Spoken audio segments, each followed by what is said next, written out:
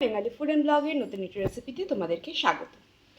আজকে আমরা তৈরি করব চিংড়ি মাছ দিয়ে কাঁচা টমেটোর ঝাল।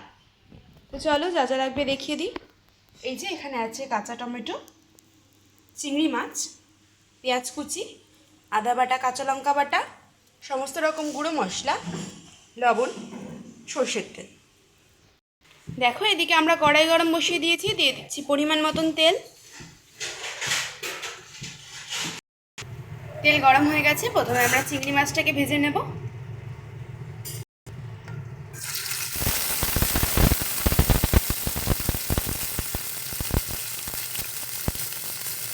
দিয়ে দিচ্ছি হলুদ গুঁড়ো, একটু সামান্য লবণ,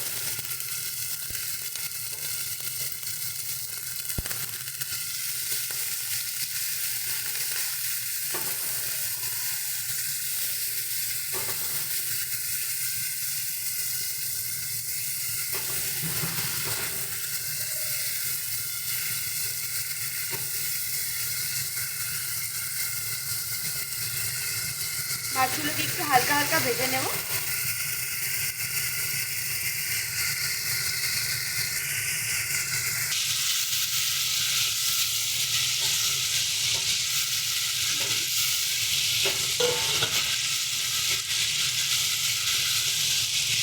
তো এবারে আমরা মাছগুলো তুলে নিচ্ছি। মাছগুলো আমাদের সুন্দর মতো ভাজা হয়ে গেছে। দিয়ে দিচ্ছি আবারও পরিমাণ মতন তেল।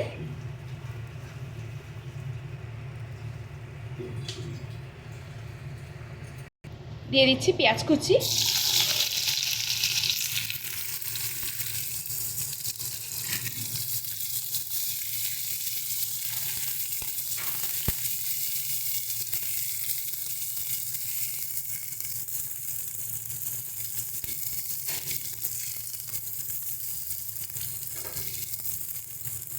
পেঁয়াজটাকে হালকা একটু লাল লাল করে ভাজবো আমরা। পেঁয়াজটা একটু কালার আসলে তারপরে এর মধ্যে আমরা দিয়ে দেবো কাঁচা টমেটোটা।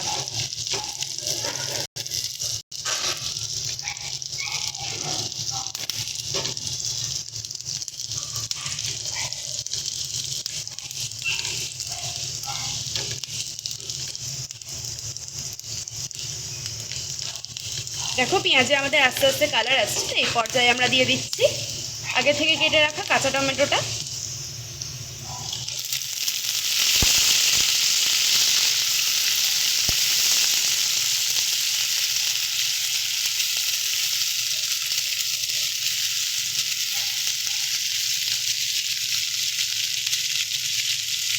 এবারে এক এক করে দেবো বাটা মশলা। দিয়ে দিচ্ছি কাঁচা লঙ্কা বাটা, আদা বাটা,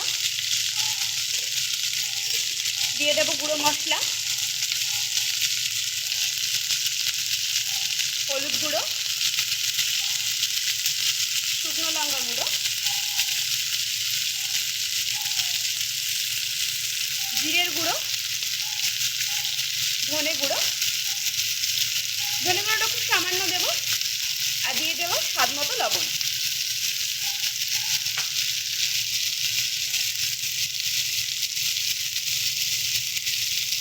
সমস্ত মশলা দেওয়া হয়ে গেছে। এবার এটাকে ভালো মতন করে মিশিয়ে নেব।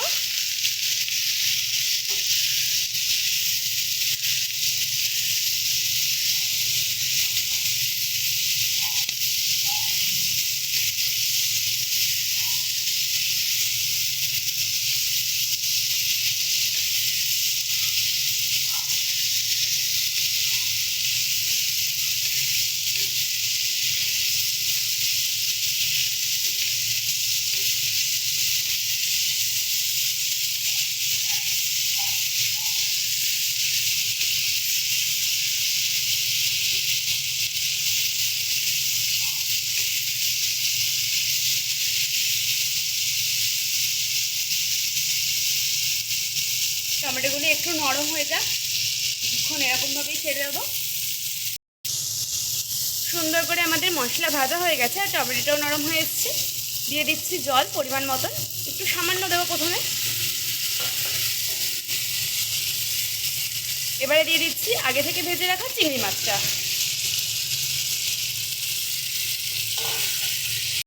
দিয়ে দিচ্ছি পরিমাণ মতন জল।